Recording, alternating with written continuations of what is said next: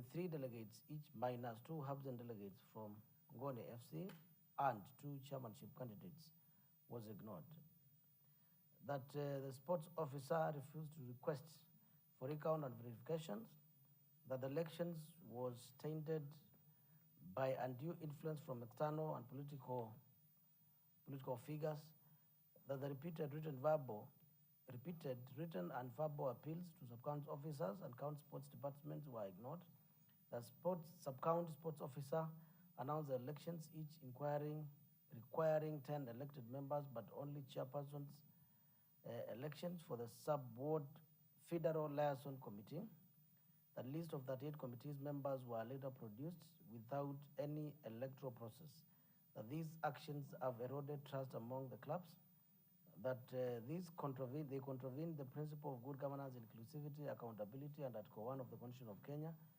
So where therefore your humble petition has respect to play that Makueni County Assembly, in exercise of powers under Section 8 of the County Governments Act and its oversight role over the sports administrations, grant the following reliefs. 1, declare the results of the bonus of county sport elections held on 9th of October 2025 null and void.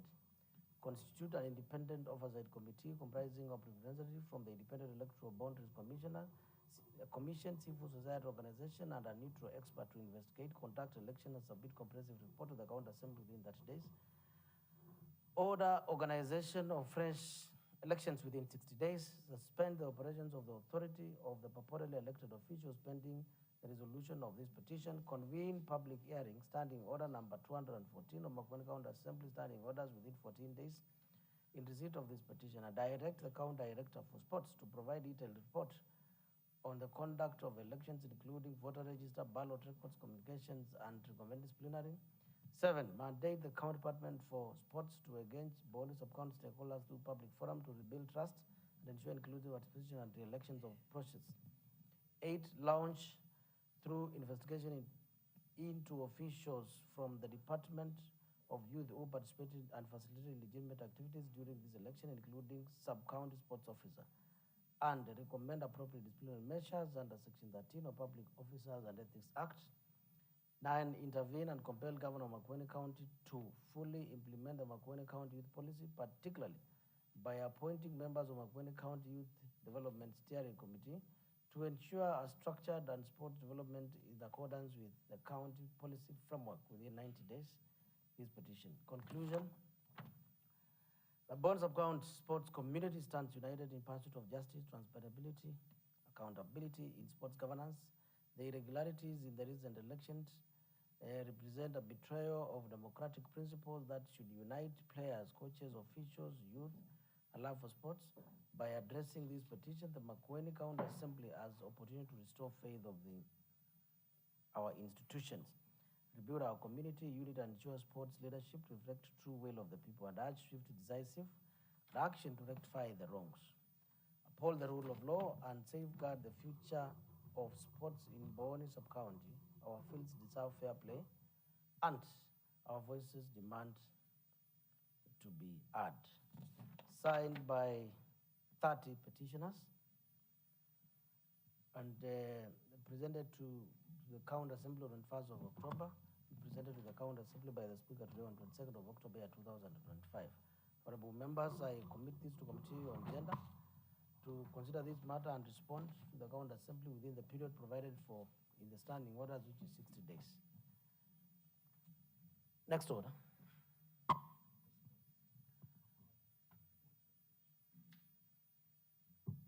Honorable members, I would direct that in line with standing orders, we reorganize the business of the County Assembly to consider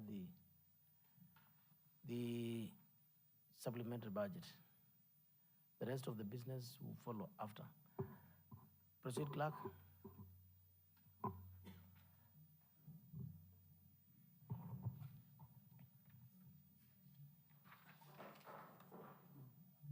Order number 8, procedural motion, waiving the publication period.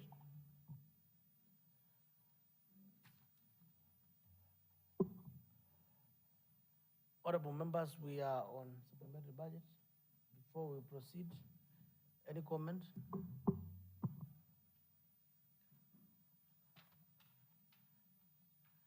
Before we proceed with the supplementary budget, any matter as earlier indicated outside the chambers? Member from Lale Mali. We are now on supplementary budget. Before we proceed with the supplementary budget, there were issues that members were raising outside the presence.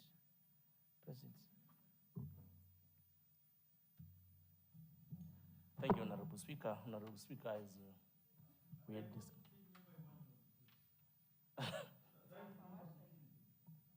I had requested already. Proceed. We are just being woken up by the Speaker.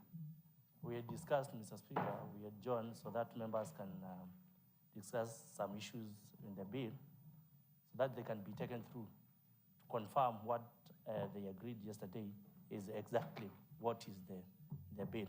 That is what members felt they need to discuss before we deal with the business before us. Thank you.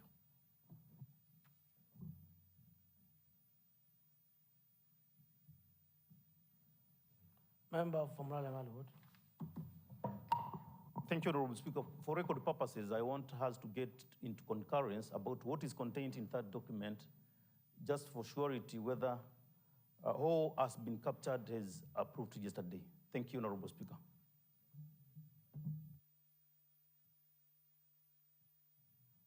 Deputy Leader of the Majority Party. Deputy Leader of the Majority Party.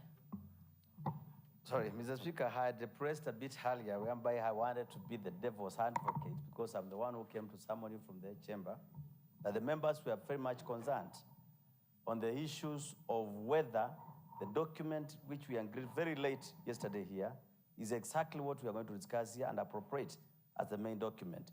Key in mind being that we left here very late. Also at the same time, by the time we were leaving here, even the clerk, our official clerk was not available.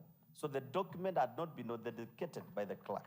So we wanted to at least be sure that this has been authenticated, has been rubber stamped. We have the right document, because you can quote me in to the record that by the time we left here, we had 2 documents which had been sent to us until when we really stood our ground. So we might not be able to know whether we are appropriating the first one which was sent to us or the second one, because they bear the same kind of dates, the same kind of things. So in order to be in the right limelight, that's why I felt it was important to inform you and also have consensus with the members.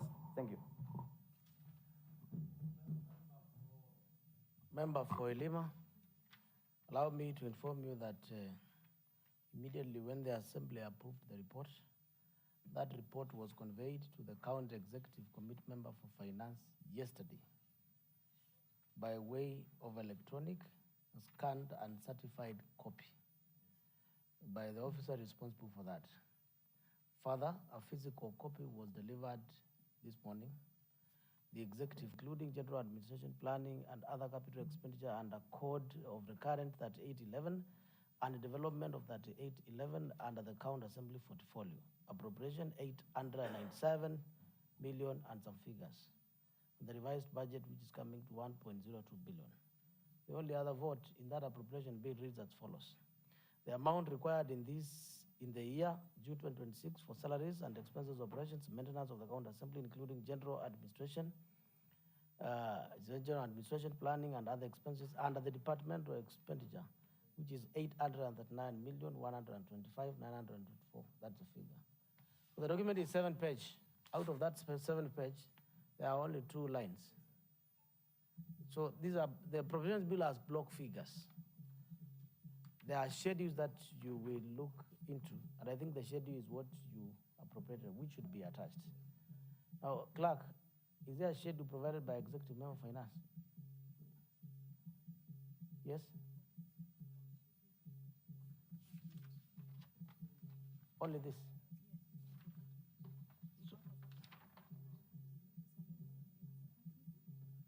So where is the detail of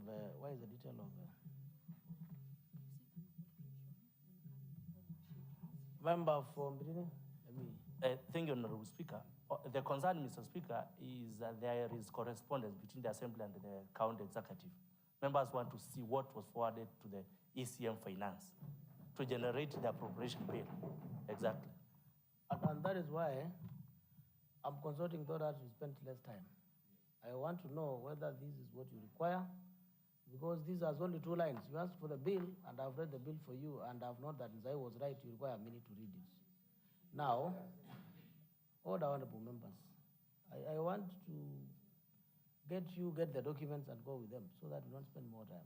That's why I was consulting the clerk to know, beside this document, which other document was attached by the Minister for Finance, so that as you retreat, you have the documents as emanated from the Minister of Finance. Please, if you give me a minute. Exactly what was received by the Wazir. Thank you. Just hold on. I am doing that. You had not requested for it, with a lot of respect. You had asked for the bill, I'm asking for more. Clerk.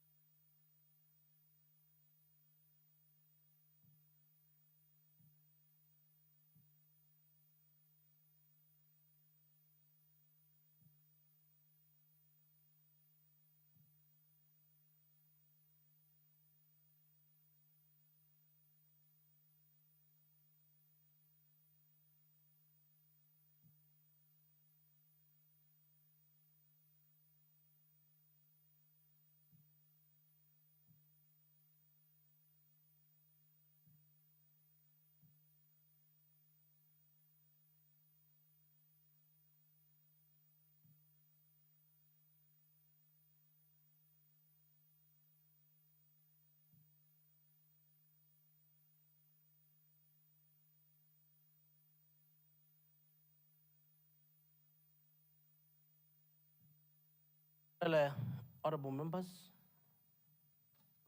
there is a physical copy that was delivered in the morning. There is a mail correspondence with an attachment that was sent. I will direct the clerk of the County Assembly to avail the laptop to confirm that it was sent to. There is corresponded via email from the Executive Committee of Finance and a physical document that was sent. Any other document that is required for my directions?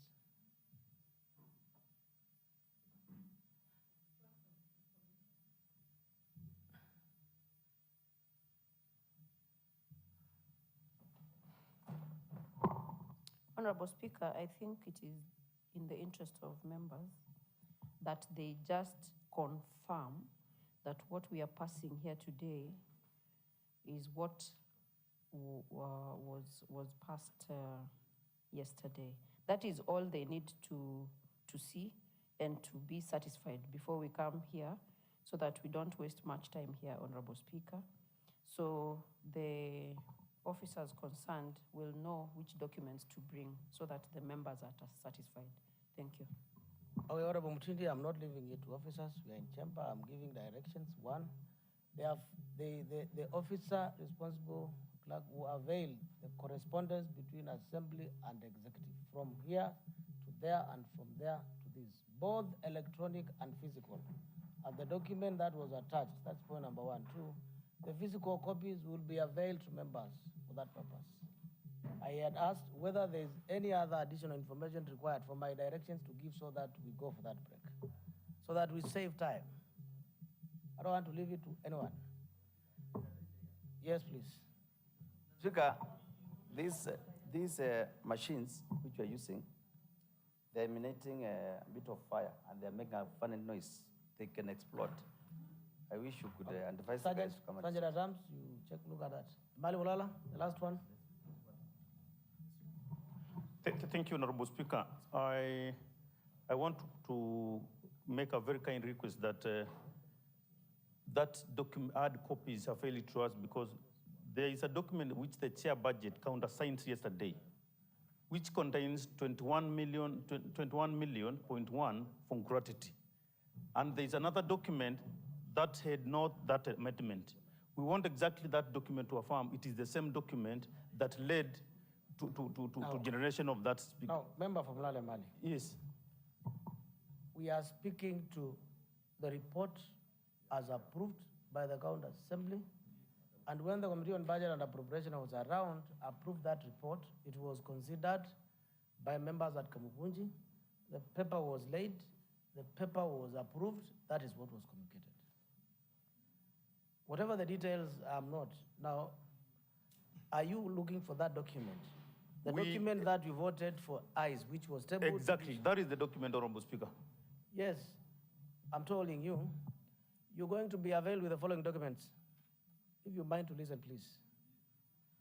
An email, communication with a report and an attached document sent yesterday to the executive member for finance for your perusal. 2, a physical copy of the documents that were sent this morning to the Minister of Finance and what she responded with the requisite attachment. That's what I had said. So look, what you need is to whether what was approved by this House is what was presented as appropriation bill. That's all. Anything outside that may not. Only that which you signed and you presented and you approved. Thank you.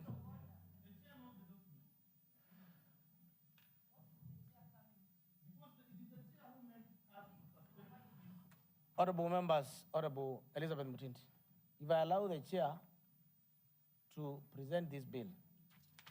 A bill is 7 pages. Mheshimiwa Mutindi, that is not what members are looking for, unfortunately. I'm telling you, honorable members, with a lot of respect. A bill is 7 pages, and in the County Assembly, it has only 2 columns, reading 809 billion total budget. Now, members want schedules, and I hope you listen. So, honorable people, you are getting what I'm saying? Yes, I think we are moving together. So, honorable members, we proceed as follows. I have given the requisite directions.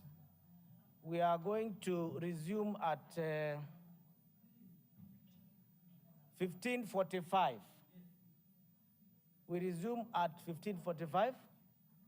The clerk, director for legislation, has been directed and she's speaking the document to meet with you at the odd chamber. Unless there is anything else outside that, I think that matter is ruled. We need to make progress. Fair enough. The House stands interrupted up to that time.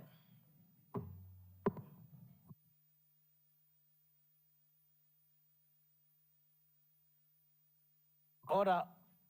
Sergeant Adams, you lower the mess. Order, member from Bitini. Order, you order. Take, the mess can't be lowered while you are standing.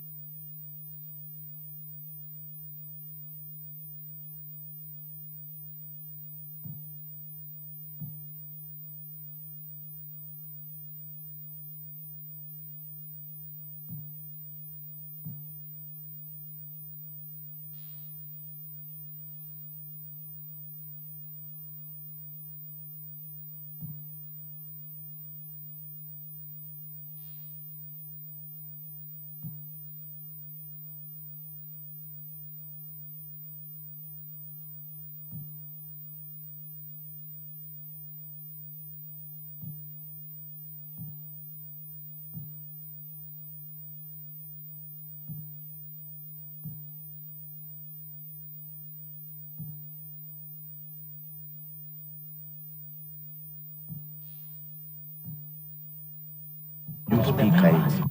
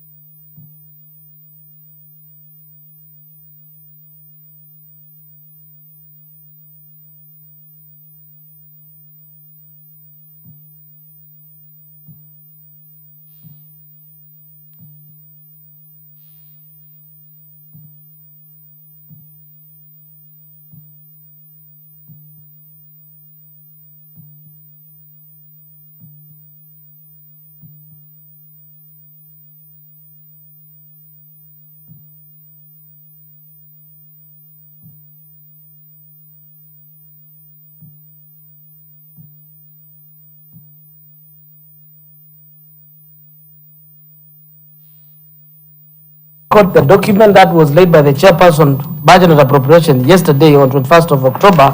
It's a document signed, countersigned by Honorable Dennis Musyoka, and as the following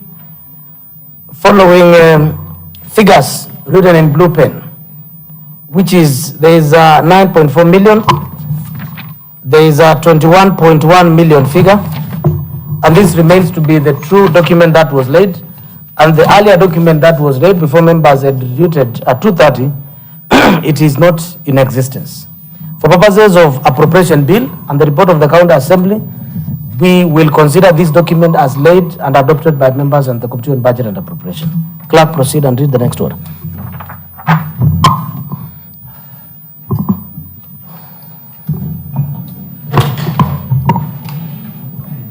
Order number 8, procedural motion, waiving the publication period. Leader of the majority party, you have to move with speed because we have 10 minutes. Honorable Speaker, I beg to move the following procedural motion. That notwithstanding the provision of Standing Order 141, the Assembly resolves to waive the publication period of the Makueni County Supplementary Appropriation Bill 2025, Makueni County Assembly Bill number 12 of 2025. I call upon Honorable Mutuku to second.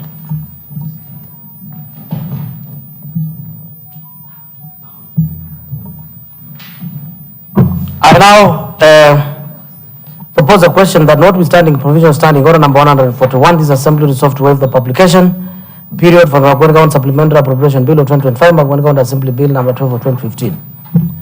Floor is open. Mover of the motion.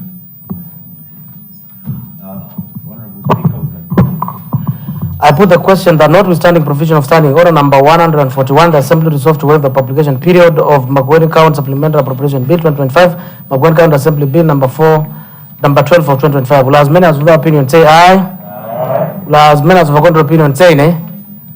The ayes have it. Next order.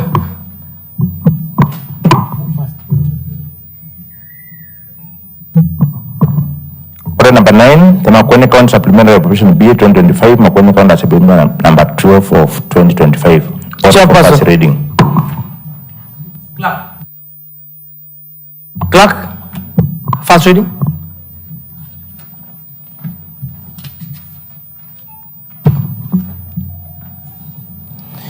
The Makueni County Supplementary Appropriation Bill 2025, a bill for an act of the County Assembly Makueni to authorize the issue of a sum of money out of the County Revenue Fund and its application towards the service of the year ending on the 30th of June 2026, and to appropriate that sum and a sum voted on account by the County Assembly for certain public services and purposes.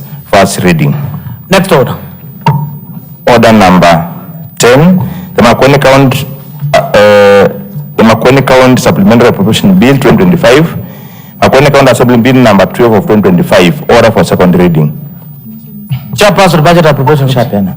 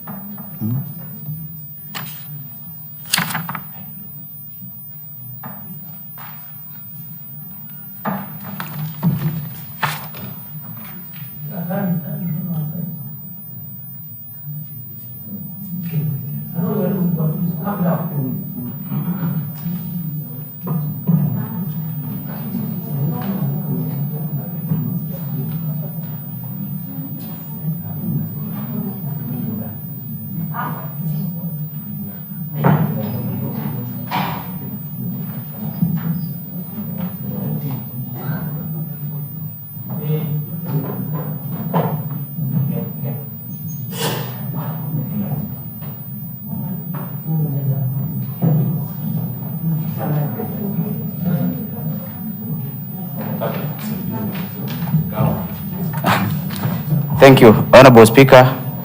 I would like to move the following motion: Makueni County Supplementary Appropriation Bill 25, Makueni County Assembly Bill number 12 of 2025 be read for the second time. Member for Secretary. Honorable members, I propose the question that Makueni County Supplementary Bill 2025, Makueni County Assembly Bill number 12, 2025 will be now read a second time. Mover of the motion. Honorable members, I now put the question that Makueni County Supplementary Bill number 2025 and Makueni County Assembly Bill number 12 of year 2025 be now read a second time. Last minute of our opinion say aye. Aye. Last minute of our opinion say nay. The ayes have it. Next order. Secretary.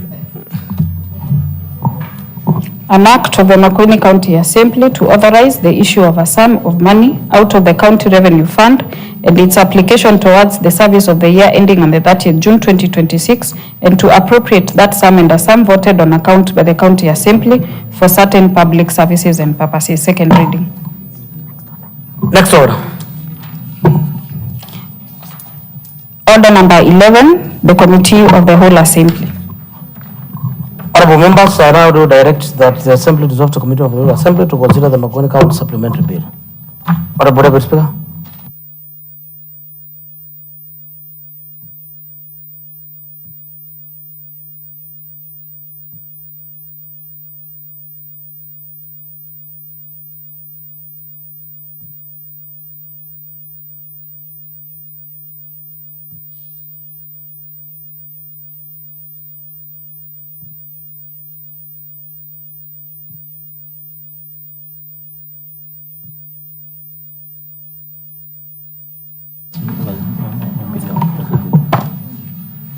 Honorable members, we are now in the Committee of the Whole Assembly to consider the Makueni County Supplementary Appropriation Bill 2025. That is the Makueni County Assembly Bill number 12 of 2025. Clerk. Clauses 2 and 3. I now propose the question that clause 2 and clause 3 be part of the bill. Any member willing to contribute? Order members, please. Order members so that we can proceed in an orderly manner. Any member? I now put the question that clause 2 and 3 be part of the bill. Will as many as are of this opinion say aye? As many as are of a contrary opinion say nay? The ayes have it. Clerk. The schedule. I now propose the question that the schedule be part of the bill. Any debate? Honorable members, I now put the question that the schedule be part of the bill. Will as many as are of this opinion say aye? As many as are of a contrary opinion say nay? The ayes have it. Clerk. The title. I now propose the question that the title be part of the bill. Any debate? Honorable, I now put the question that the title be part of the bill. Will as many as are of this opinion say aye? As many as are of a contrary opinion say nay? The ayes have it. Clerk. Clause 1. I now propose the question that clause 1 be part of the bill. Any member? I now put the question that clause 1 be part of the bill. Will as many as are of this opinion say aye? As many as are of a contrary opinion say nay? The ayes have it. Honorable members, I now call upon the chairperson, Budget and Appropriation Committee, to report to the Assembly. Chairperson.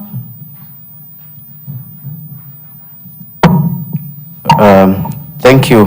I beg to move the following motion, that this committee do now report to the Assembly on this deliberation on the Makueni County Supplementary Appropriation Bill 2025, Makueni County Assembly Bill number 12 of 2025 and its approval thereof without amendments. I call upon Honorable Musa to second. Honorable members, I now propose the question that this committee do now report to the Assembly on its deliberation on the Makueni County Supplementary Appropriation Bill 2025, that is the Makueni County Assembly Bill number 12 of 2025 and its approval thereof without amendments. I now put the question that will as many as of this opinion say aye? And And will as many as have a contrary opinion say nay? The ayes have it. The committee is now dissolved. To resume the plenary.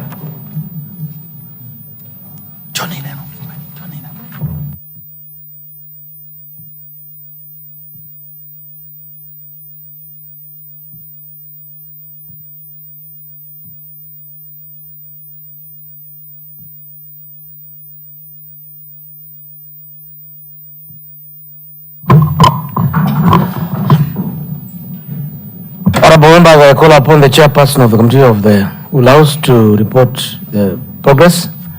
Chairperson.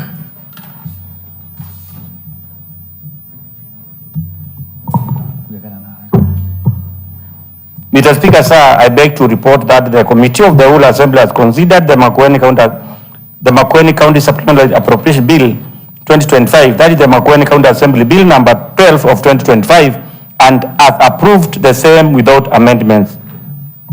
Thank you. Chairperson, Budget and Appropriation Committee.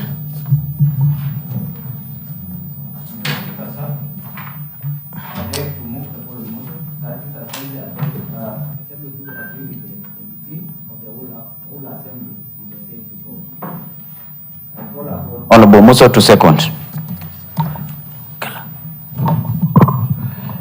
Honorable members, I now propose a question, which is that this assembly do agree with the committee of the whole assembly on the said report. The floor is open. I now put the question that this assembly do agree with the committee of the whole assembly on the said report. Will as many as of their opinion say aye? Aye. Will as many of the contrary opinion say nay? The ayes have it. Next order.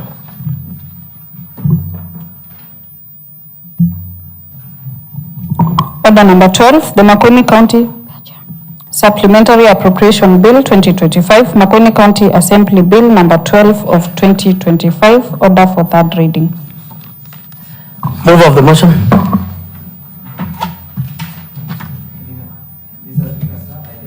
Microphone.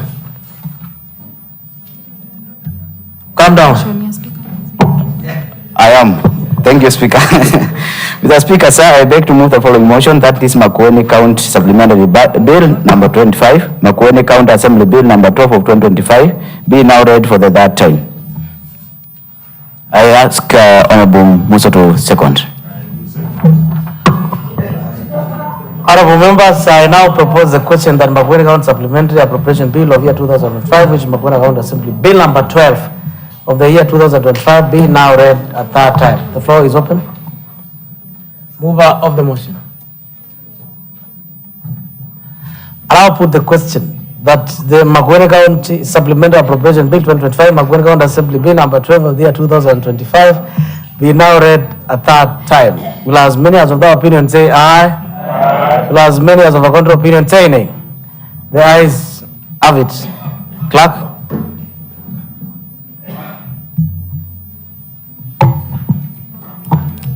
A bill for an act of the Makueni County Assembly to authorize the issue of a sum of money out of the county revenue fund and its application towards the service of the year ending on the 30th June 2026, and to appropriate that sum and a sum voted on account by the county assembly for certain public services and purposes. Third reading.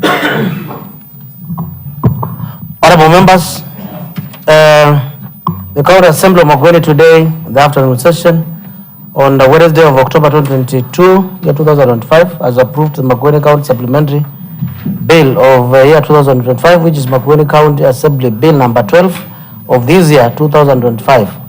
And therefore, honorable members, I direct that the clerk forwards the approved appropriation bill for the governor to assent. Further to that, honorable members are raising from the concerns, and the clerk, you are hereby directed to circulate the copies of the schedule of the county assembly budget as tabled, countersigned by myself to all members of the county assembly as it has been discussed. The adjournment is as the calendar, so there's no need to debate. Honorable members, the adjournment is as per the calendar, and there is no need to debate.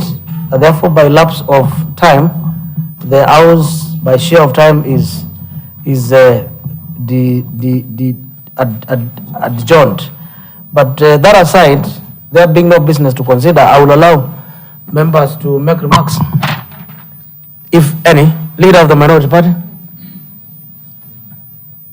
Leader of minority, and remark before we adjourn, and the leader of the majority. Thank you, Mr. Speaker. I would like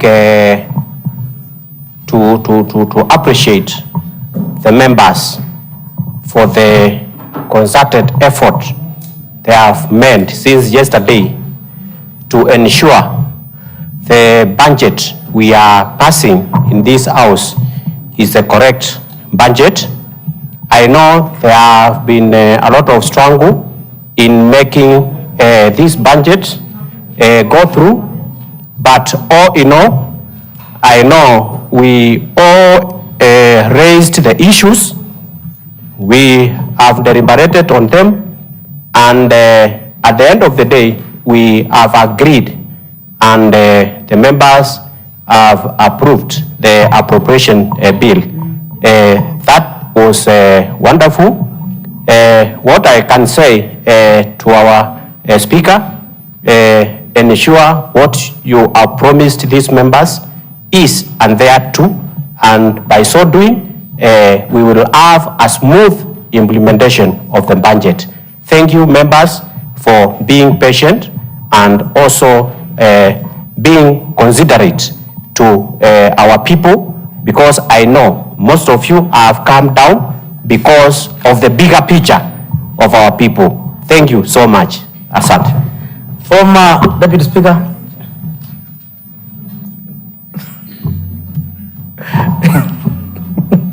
Thank you, Mr. Speaker. Mr. Speaker, in the interest of time, I must applaud you, because even at the heat of the moment, Mr. Speaker, you came out and you've directed the House, of course, with the help of the leadership of the House, members of the Committee on Budget and the whole House. Mr. Speaker, it would be a tragedy, Mr. Speaker, after all that struggle, then later things change. But because of the trust that we bestow on that office of yours, Mr. Speaker, we believe that what members have expressed is what we've agreed with you is what is going to be adhered. Mr. Speaker, you know we've had several meetings with you as your Deputy Speaker. And Mr. Speaker, you know that I know all the processes of this House, because you taught me right. And therefore, Mr. Speaker, never ever at any moment, Mr. Speaker, allow your student to go astray or to mislead this House. So I will always stand by what you taught me. Thank you, Mr. Speaker. Well, Honorable Deputy Speaker.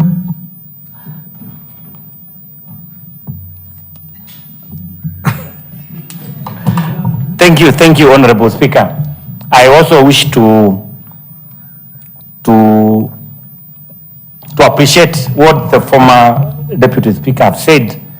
And because today we are at a crossroad, and the decision which these honorable members have at last come to agree has actually, from where I sit, tried to protect the image of this assembly. However, Mr. Speaker, it's too unfortunate we can spend our last night here up to 10 in the evening, and somebody who worked with this assembly can alter that.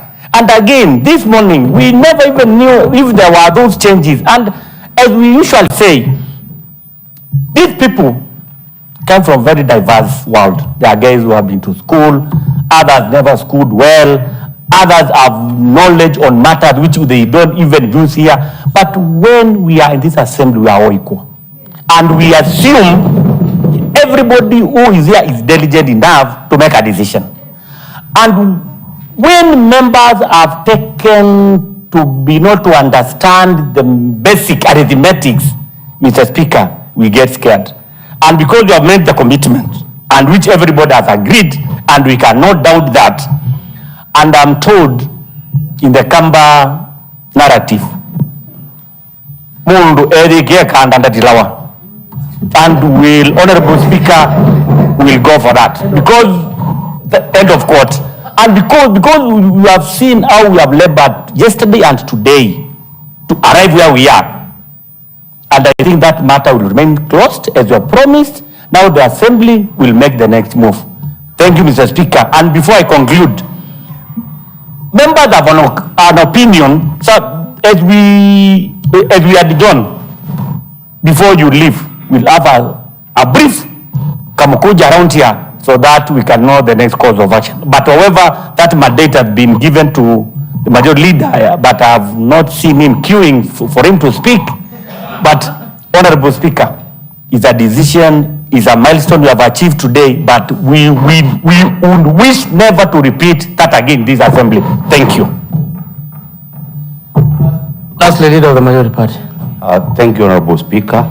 Honorable Speaker, let me first start by appreciating the honorable members and you in person for the commitment we have shown during this supplementary budget one. I think the commitment was started at CISU.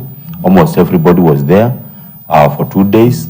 Then Starlingbird, not Starlingbird, but Chaka for 2 days. Then Starlingbird for 1 day. Then the assembly from yesterday to today.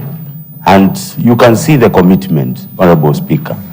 You can imagine honorable members seated at 10 in the evening just because they love their county. Honorable Speaker, that cannot go unmentioned.